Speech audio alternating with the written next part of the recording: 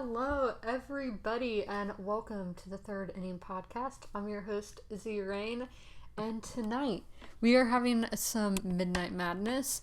We are recording this at 11:56 at night. I think it's still 56. It's 57, but late at night, because I have no time to film this weekend. But we're still going to podcast, and this is one I'm very excited about. But first, I want to apologize for last week's. If you were at the live show, then you don't understand what I'm talking about. The live show was fine, but when the recording went up on YouTube, only the first 30 seconds went out and not the whole 20 minutes. So I don't know what that technical difficulty was. So my apologies about that. But if you were at the live show, there was no problem. But I was showing y'all the stuff that I bought in Cleveland and Cincinnati at the MLB stadiums there. I'm wearing my All-Star Game shirt, my Cleveland All-Star Game shirt right now. But we are going to go through these scores, talk about a game I went to this week, and then we will talk and get to our main point. So I'm going to say I don't think a lot of games are going on right now, but you never know. So it's still Saturday. So the Dodgers beat the Giants 7-2. We do have games going on, and it's the end of the 8th. The Rangers are beating the A's 3-1. It's the top of the 5th, and the Angels are beating the Mariners 7-2. In the top of the 7th, the Nats are beating the Padres 4-0. The Rays beat the Red Sox 9-2, and they had two games, it looks like, and in the other game, the Red Sox won 5-1. And it looks like Texas and Oakland had two games too, and the Rangers won 10-5. The White Sox beat the Royals 2-0. The Diamondbacks beat the Blue Jays 6-0. The Reds lost to the Phillies 1-4. The Braves beat the Marlins 1-0. I watched that game. Then my dog's in here and she's really loud, so apologies about that. I don't know where to put my dog at midnight, but okay. So the Twins lost to the Tigers 3-9. The Yankees lost to the Indians 4-8. The Orioles beat the Astros 4-1. The Pirates lost to the Brewers 3-5. The Cubs beat the Cardinals 9-4. The Rockies lost to the Mets 3-5. And those are all our games, and it is almost midnight. One more minute. So we're going to go over to First Pitch, which is our minor league baseball app. It's loading. It always takes forever. So again, we still don't have the scores. So minor league baseball, get your act together and fix your app. So we are going through our standings. I think we're on Double A this week. I could be wrong, so my apologies if we skipped High A. But we have in the East... We have the East of the East, I guess. Hartford 35-25, and it is midnight, so happy Sunday. Trenton 33-24, Binghamton 32-24, Reading 33-25. It's Pennsylvania. I'm not sure how they say it. New Hampshire 27-32, and Portland 21-37. And then in the Eastern Western League, which I don't know who came up with these league names, but okay. So Harrisburg is 38-23, Akron 31-30, Erie 28-28, Altoona 29-30, Bowie 23-37, and Richmond 22-37. Now in our Southern League, we have and the Southern Northern League. We have Montgomery at 37-24, Chattanooga 34-26, Jackson 24-27, Tennessee 28-33, Birmingham 24-36, and the South League. Let me close this ad. They're really bad about their ads, and I'm like, I don't have my minor league subscription anymore, so that may be why. But Biloxi 37-25. Pensacola 36-26, Mississippi 27-32, Jacksonville 24-38, and Mobile is 22-36. Now on our Texas League, we have Texas North. Our Tex North is Arkansas 39-21, Tulsa 32-29, Northwest Arkansas 28-33, Springfield at 23-39. So all these are in Texas, like in the Carolina League. Not all those teams are in the Carolinas. So in Texas South, we have Frisco 32-30, Corpus Christi 31-30, Midland 30-31, and Amarillo at 29-31. So those are all of our standings. So we're just going to go through some things that happened this week, some funny things. So I did go to a Coastal Plain League game, and if you don't know what the Coastal Plain League is, it's where college players go and play in the summer. Now that does kind of make me nervous because I'm like, what if they get injured? And yeah, what happens? And so the team that I saw, we did have the MLB draft this week. 3 of the players from the team I saw, not from this exact team, but the same organization, got drafted, so that's very nice. But yeah, we have an East Division, and a West Division, and some of the cities that have Coastal Plain League teams do have minor league teams as well, because my city had a Blue Jay affiliate before, but not anymore, but they have both, so so I'll tell y'all who is in this league. In the East Division, there's Wilmington, Peninsula, Fayetteville, Holy Springs, Morehead City, Edenton, and Wilson. And in the Western Division, there's Florence, Savannah, Forest City, Lexington County, Gastonia, High Point, Thomasville, which that's one team, I guess, and Asheboro and Martinsville. So I did go to one of those games this week. There's not much to say about it because I know that y'all aren't going to know the players or anything like that. But yeah, they're players from all over the country, and there was even some from Puerto Rico. So there's players from everywhere, and I feel like the rules are probably the same, but there were a lot of errors in the game, and I feel like not a lot of errors happen, but there was a ton. And then the netting is really nice. That's a later subject we're talking about this week. I think y'all know where that's from. But okay, so the Milwaukee Brewers this week on 6/6, I don't know what day that was, but they tweeted, "Hey, at Marlins, this home run," it's a video of a Christian Yelich home run, "just reminded us that we never said how much we appreciate you bringing Christian Yelich into our lives. Thanks for the NL MVP, # this is my crew." So if you weren't aware, the Marlins beat the Brewers like 15 or 16-0. Like, how does that happen? How do you let the Marlins beat you that bad? But okay. So the Marlins tweeted, replying to the Brewers, saying, "Oh, nice. Let us know when he hits a 16-run homer." So that was really funny. And then we have more. Don't worry. We are going to go. I'm going to tell you who the draft picks were. So the MLB draft, I feel like it doesn't get as hyped as a lot of other drafts, but it's still a big deal. And I feel like in baseball, you have a way more better chance of getting drafted than in any other sport, just because we have so many minor league teams, and then there's so many positions. But yeah, so we're going to go through the top 10 of who was drafted, what team, their player, and position, and school. And I'm getting this from sportingnews.com, but you can really find this anywhere. I just click the first one. So the number 1 pick was the number 1 pick in the 2019 MLB draft, with the Baltimore Orioles selected Adley Rutschman. I'm going to have a hard time with names, but he is a catcher from Oregon State. Now, if I was these teams, I'd be getting pitching, but a lot of these teams didn't. So I only know who the first 3 were, so this is new. So the Kansas City Royals, with the number 2 pick, selected Bobby Witt Jr., who's a shortstop from Colleyville Heritage High School in Texas.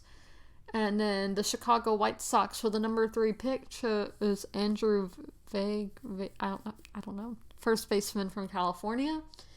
The fourth pick, the Miami Marlins selected J.J. Bleday, an outfielder from Vanderbilt.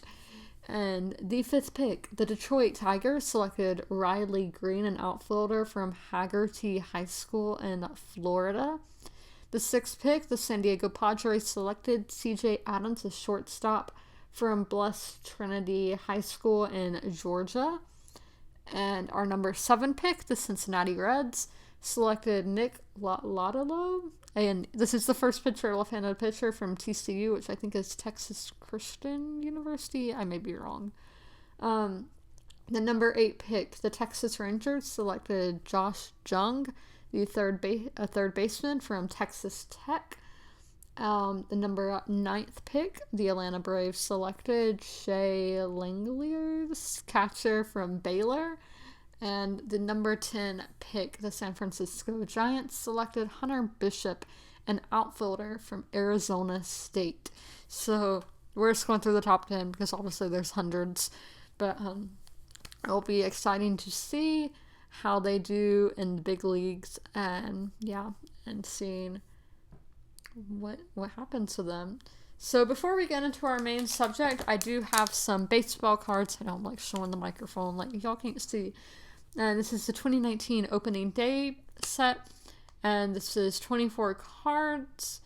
And yeah, it says look for autograph, may contain redemption cards with expiration dates. Okay. I don't know if this is the same one we used last week or 2 weeks ago actually, but we have Mookie Betts on the cover, Shohei Ohtani, Aaron Judge, my voice, Ronald Acuna Jr., which I did want to say something about him, but I just forgot. But he hit his 100th career RBI yesterday against the Marlins. So then we had Jacob deGrom and Juan Soto on the front of our package. Okay. So here we go.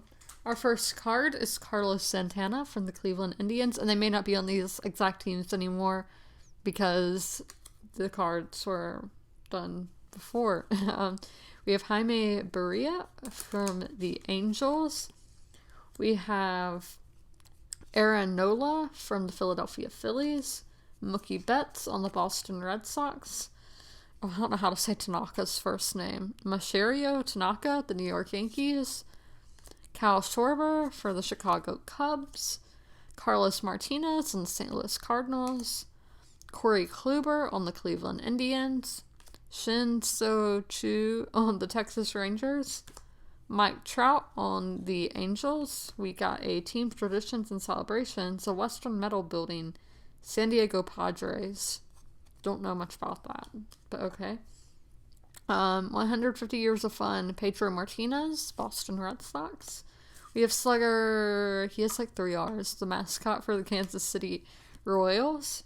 We have Jose Barrios on the Minnesota Twins. Brandon Nemo on the New York Mets.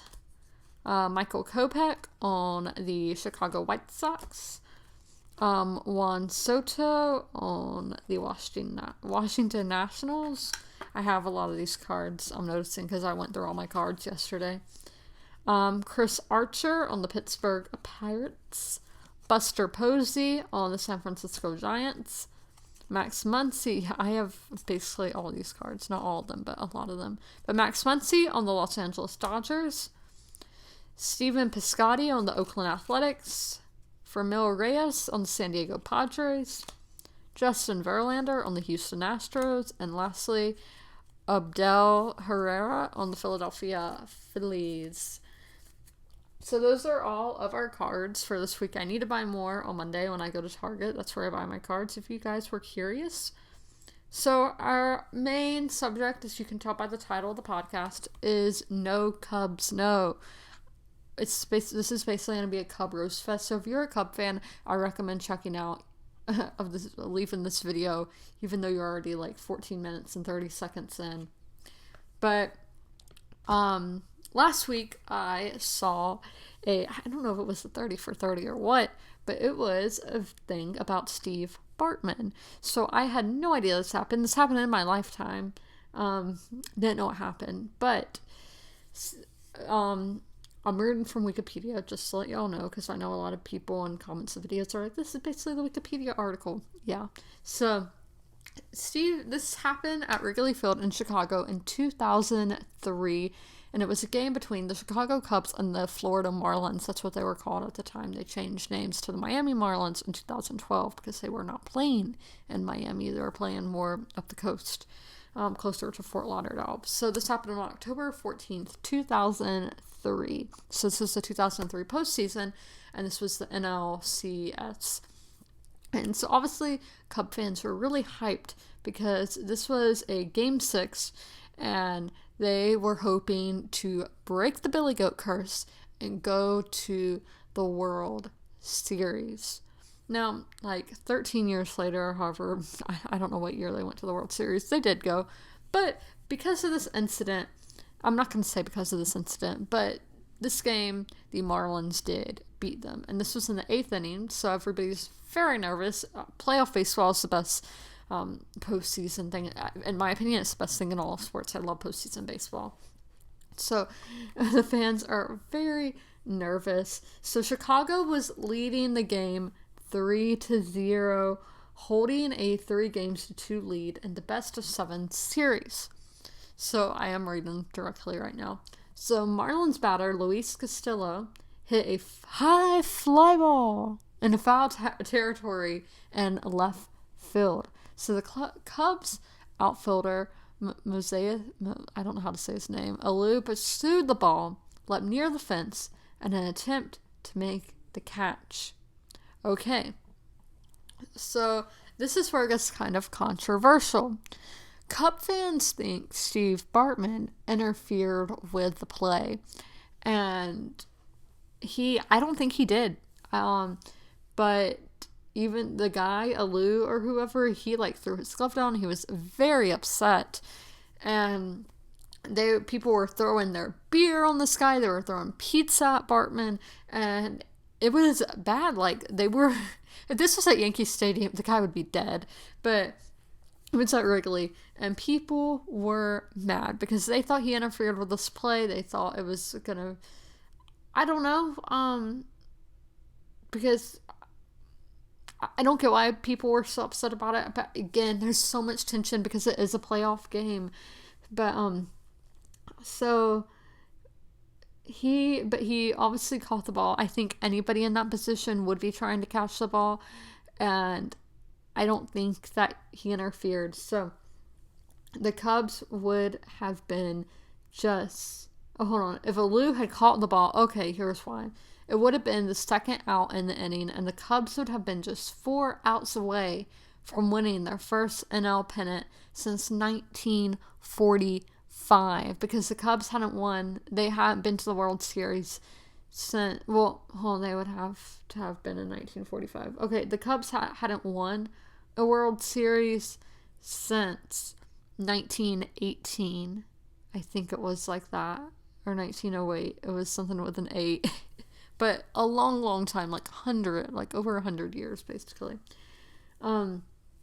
So this was in the 8th inning, okay? The Cubs ultimately allowed 8 runs in the inning and lost the game 8-3. When they were eliminated in Game 7 the next day, the incident was seen as the first domino to fall in the affecting series outcome. So yeah, it was a 95-year drought, and basically, yeah, it was a 30 for 30 I watched. That's what it says here. But we're going to talk about what they did with this ball. Well, okay, so first they had to get Bartman out of Wrigley somehow because they wanted to kill this man, basically. So security took him into one of their secret security rooms, and they're like, okay, we're going to dress you up like a security guard. This lady, like, one of the security ladies, like, took him to her house or something, and they dressed him, and she's like, okay, I'm going to call you a cab from here, because his friends who he went to the game with, they couldn't find them anywhere. And I think one of the friends was more interfering with the play than Bartman was, the guy in the gray shirt in the video. I'll leave a link to the video down below in the pinned comment if you would like to see what we're talking about. But, and then the Marlins did go on to win the World Series in 2003. That was the last time they did. But okay, so they had to get him out of there. So he finally gave the ball up or something. I don't remember exactly because it's been like a week since I watched this. And what they did with this ball, they had it stay at a hotel near Wrigley. So I've never been to Wrigley, so I'm not really familiar with their stuff there. But apparently some hotel near the stadium. They got it like a full course meal. Like it had a hotel room. Like I'm really confused. I don't know if they killed any chickens over this though. So then they took it to like this famous Italian restaurant and they put the ball in this thing and blew the ball up and then put it in like in the sauce for pasta and people ate it. And I think that is so weird. Like the Cub fans in this thing were driving me crazy because I do not like Cub fans. But yeah. So here's a picture, but yeah, there's a guy in a gray shirt, and I think he interfered with this play more. And Dusty Baker was the coach. I love Dusty Baker. I have a bobblehead. He was my first MLB bobblehead. I got him at a Dodger game. But yeah, there were... Okay, here are the plays. Like, Miguel Cabrera, who still plays, he was playing in this game, and he hit a ground ball to Alex Gonzalez, who misfielded the ball. But yeah, the plays that happened afterwards, this curse was real. The Billy Goat curse was real, no doubt about it. But yeah, so this, moving into our next Cub genre of things, we are going through CBS Sports. So a young fan was hit by a foul ball, leaves Cubs Albert Almora and Astro players visibly shaken. This is something that drives me crazy. So, I talked about this in a pod. I don't know if I talked about the net necessarily, but I talked about people bringing like babies to games and toddlers, and especially they don't have an age on here or anything there, and there's been no real update on how this person is doing after getting hit. So we don't know really. So there's not a lot we can base this on. But this did happen. I think it was a Yankee game, but back to the Cub thing. So a fan got hit, a little kid, and I don't think, so this is my opinion on netting at games. People want to bring it all the way to the foul pole, or I heard some people want to put it all the way around the stadium. I do not agree with that at all. A lot of us go to games in hopes of catching a foul ball, like Bartman, wanting to catch a home run ball, or getting autographs from the players, and obviously you can't really do that. There's a net, like you had to stick it through whatever you're going to sign, or if you're trying to get a selfie with a player, you're going to have a net, and it's going to be like the player's in prison or something. It's not going to look nice. But people who bring these little kids to games, you can't get a babysitter. Like, why do you have to bring your kid to the game? They're not going to remember it. And I think especially for these lower levels, because I've sat front row at spring training at SunTrust Park. I've sat in the lower levels a lot, like in the second row. And obviously, yeah, foul balls are like missiles coming at you. You have to be very, very careful. And I can promise you, those little kids aren't really paying attention to the foul balls, because I see a lot that are just playing around in the seats, and I'm like, they're gonna get hit. And yeah, so that is something that is super annoying. Don't bring your kid if you're not, and especially if you're not going to be paying attention, because a lot of times these parents are just on their phones. And it's something that if you're in the lower decks, don't be on your phone. I only check my phone in between innings, like in the middle section where there's no batting happening. I don't look at my phone when batting's happening, because I don't want to get hit. And I don't think the netting, like, balls go over the net all the time behind home plate. So I don't think netting needs to be extended. I think there should be an age limit to the kids who are in the lower levels, because that's where these kids have been getting hit, is ones that are in the lower levels. And again, adults get hit too, but at least adults know more what's happening. They know that foul balls are flying over, and if you get hit, yeah, you're signing up for it if you're buying tickets in those sections. And these players who get visibly shaken, it happens. That's not your fault. Like, yeah. So yeah, this was down the left field line in foul territory, if you're wondering. So it is. I was reading what happened. So this happens all the time, and yeah, it says it was a very young child. There was an available wire photo of the child crying while being carried out quickly up the stairs, and we're talking about toddler size. So I have not seen, so it does say toddler size, so I'm assuming they're a toddler. Yeah, they do not need to be in those lower sections. Literally, one time I was at a Braves game, and they started changing a baby's diaper right in the front row, and I'm like, what if you get hit? Like, I don't get it why people bring babies to games, especially. And my thoughts with the netting, the Nats do something that's really cool. It can be they have it lowered during, like, before the game and during batting practice, but then during the game they lift up the netting, and their netting I don't think goes all the way to the foul pole. When I was there, it didn't. I don't know if they've changed it. So I don't know. So I think that would be a good idea, maybe, just to have it where you can have it down before the game and just put it up during the game, because fans want autographs, fans want to meet the players, see batting practice and all that. And I don't think that can be done if we have netting all the way to the foul pole or even around the whole stadium. That's my thoughts on the netting. And on the Chicago Cubs, no Cubs, no. But I hope you guys enjoyed this podcast, and check back later this week for some new videos. Bye, guys.